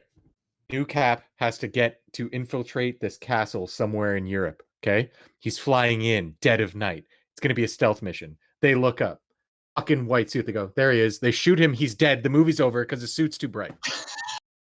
That's the fucking movie. That's the plot to Captain America. That's what's bothering me about the when they went with the vintage Captain America colors. Because in my opinion, the Winter Soldier costume was the best one, the Captain Puerto Rico costume. And that and the Endgame costume. Those two were the best Captain America ones because they kept the color scheme, but they were stealthy, they were aerodynamic, modernized, and they didn't look 90s. Or Captain Falcon looks like a 90s costume. And then there's people who bitch about like the costumes in the new Suicide Squad movie, and I go, guys, it's meant to be a comedy. Don't take it seriously. Yeah, that one they're meant to have elaborate costumes. I need to watch it to appreciate it more. It's like, yeah, of course John Cena's character looks really fucking dumb in his outfit, but that's the point. Yeah, that's the point. Okay, but why would you have a floating metal head toilet bowl? That makes no sense. I don't know if that joke's ever going to get old or not, because there are times where I hate it, and then it happens again, I'm like, that's funny again. It's to protect against bullets. It's probably bulletproof. But, like, legitimately, when people actually bitched about the costume, I'm like, guys, Polka Dot Man is in this movie. Shut the fuck up. And I was fucking dying when I saw. Also, yeah, same deal. Around. Vin Diesel is playing a tree. Sylvester Stallone is playing a fucking shark. Yeah. So, it's like dumb ideas work. Just accept them. Yeah, they do. There was a Harley Quinn animated series that was recently. Yeah, the newer one, yeah. Season 2. Yeah.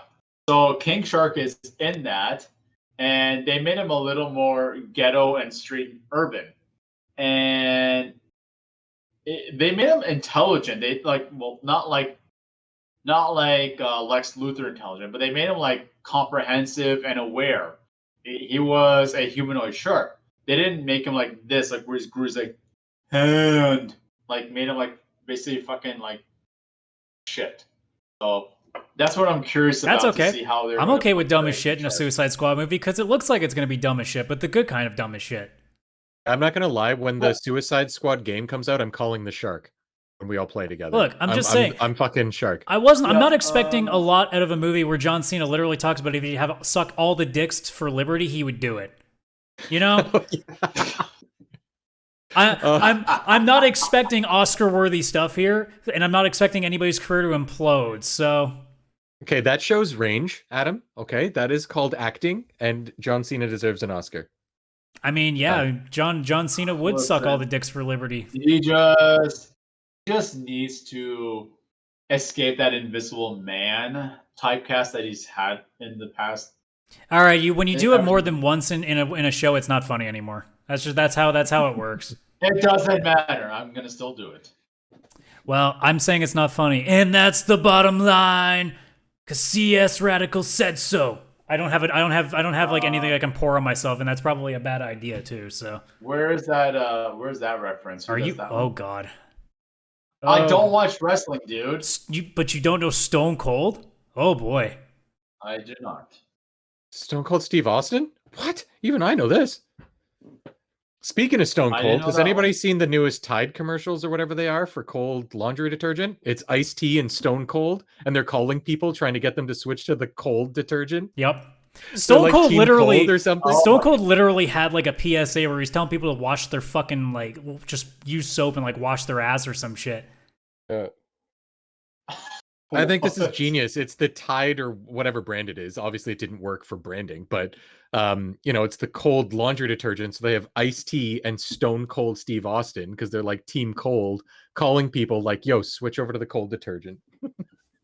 So I'm gonna end the show with one of the weirdest things. So like Stone Cold Steve Austin almost never came to be. He could have had some absolutely stupid names. So the whole story of how Stone Cold Steve Austin got his name was because he wanted to get away from a character that he started playing in WWF at the time before it became WWE. And he was looking to be like a guy who is cold-blooded. And the problem with Vince McMahon and his group is that they take nouns literally all the time. So they heard cold. They didn't think cold-blooded, they just saw cold. So before Stone Cold's wife at the time said, drink your tea before it gets stone cold, and that's where the name came from. Here are some of the names that Stone Cold Steve Austin, one of the most legendary wrestlers in history, could have been called. And this is all true. This was verified by Mick Foley and The Undertaker. Fang McFrost. Horrible. Snowman. Oh, that's the one. Otto Von Ruthless. Not that terrible. Mr. Freeze, copyright. Copyright. Cruel Luke. Cruel Luke? As in like Cool Hand Luke. It? Okay. Wow. Cool Cat. That's it. Why didn't they do that one? I can see that happening. Chili McFreeze. Oh, horrible, absolutely fucking horrendous. Oh my God. And Ice Dagger. Ice Dagger. Now imagine in the late 90s, early 2000s, legendary Hall of Fame announcer Howard Finkel being like, making his way to the ring, Ice Dagger. Just turn it off. At the main event at WrestleMania.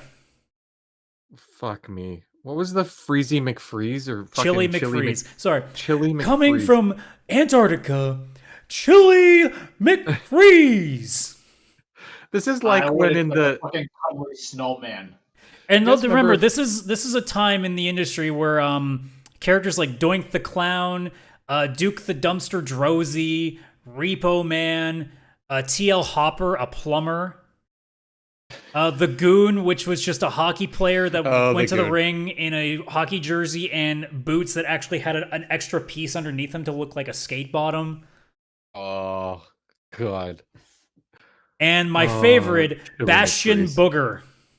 Oh, why? I'm sorry, can you repeat that? Bastion. Oh, I'm not only am I going to repeat it, I'm going to show you a picture of Bastion Booger because I need to give you nightmare fuel. No. I'm already playing Alan Wake. I don't need it. Let's see. What's a good picture of Bastion? Oh, yeah. You guys want some nightmare fuel? Oh, boy. Have fun with that shit. Bastion Booger. That man is a booger. His side boob is disgusting.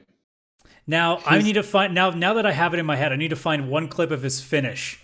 Because, oh my God, if you want even further nightmare fuel, oh God. What's he going to do? Just blow his nose? All right, I need to see if it... He's gonna boob slap you or something. Okay, we're ending the show on the worst possible thing I can possibly think of. So have fun with this. So oh boy. This was Thanks, viewers. Bastion Booger's finish in WWE. Goes on top of the guy, does a little shimmy shake. I already can tell where this is going. And teabag. Oh boy! I would stay down for the 3 count because at least the match would be over. No. I would just tap up and be no, please. I'm done. Yeah, he just starts the dance and you tap out right there. And the ref's like, he's not touching you. I don't care. I tap out. No. I'm out. I am so happy that I get to end the show on a teabagging. Yeah. If anybody sticks around to watch next week's episode, they are the champions. Titled Adam Teabag. Damn it! I should have done this as the end of episode 69. What was I thinking? You missed it. Man. Episode 69's title is just you win. In the words of Lemmy from Motorhead, you win some, you lose some. It's all the same to me. So with that being said, thank you so much for watching episode 74 of the VCR podcast. You can check us out every Wednesdays if you're watching the VOD at 9 p.m. twitch.tv/csradical where we go live. And it'll be episode 75. We're starting to seem like we're getting up there in age. Like this is getting scary, guys. We're getting a B+ tomorrow next week, boys. Well, we're still an F at this point, so you know. Yeah. In the spirit of things, I'm just gonna put F's in the chat to end the show. Stop. Just to make sure it's so there. Isn't there? No, I don't think there's an F emote without you having to actually customize. Nope, there isn't. That sucks. Oh well, what are you gonna do? So yeah, Thank you so much, guys, for checking out this episode. We will see you on the next week. Have a good one, and may the 5th be with you, because I think that's the line, right, Vish? You know the line, right? Revenge of the 5th. You know the line. Like you know how to do May the like do the fucking Vulcan thing. Revenge do the Vulcan 5th, thing because I can't do it. I'm double jointed. May the Force be with you. That's your thing. May the Force be with you. To infinity and beyond. Yes. Oh, fuck you all. Fuck. The Force be with you. To infinity and beyond. Justice League assemble. Perfect. Thank you so much, guys. My friends. Chris is gonna be spending the post show just like lying in despair and depression and possibly. I'm gonna drink this until I forget the last 20 minutes. Well, good luck with that. Just drink from the bottle at this point. I will. Have a good one, everybody. See you next week.